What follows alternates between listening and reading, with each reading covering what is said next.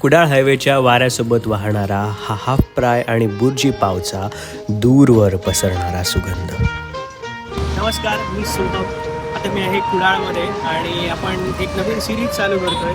त्या सिरीजला आपण नाव देतोय कोकणची चव. या सिरीजमध्ये आपण काय करणार आहे तर वेगवेगळ्या अशा ठिकाणी आपण जाणार आहे, ते वेगवेगळे फेमस जे पदार्थ आहेत ते खाणार आहेत, त्यांचा रिव्ह्यू देणार आहे.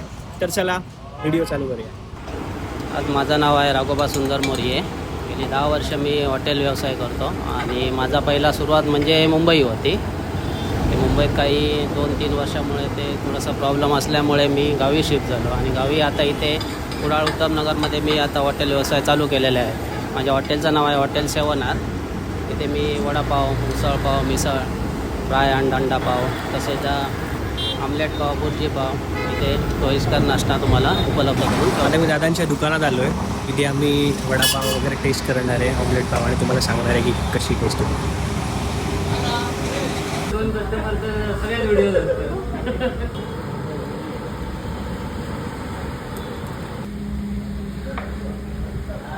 आता मी वडापाव टेस्ट करतो इथला. वडापाव पण तुम्ही बघू शकता आतमध्ये किती क्रिस्पी आहे तो. आतमध्ये भाजी बघू शकता. टेस्ट करूया, बघूया, सांगूया कसं लागतं ते.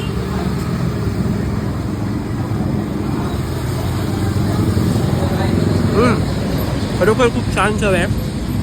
भाजी पण प्रॉपरपैकी शिजलेली आहे, जास्त तिखट पण नाही, एक नंबर चव आहे.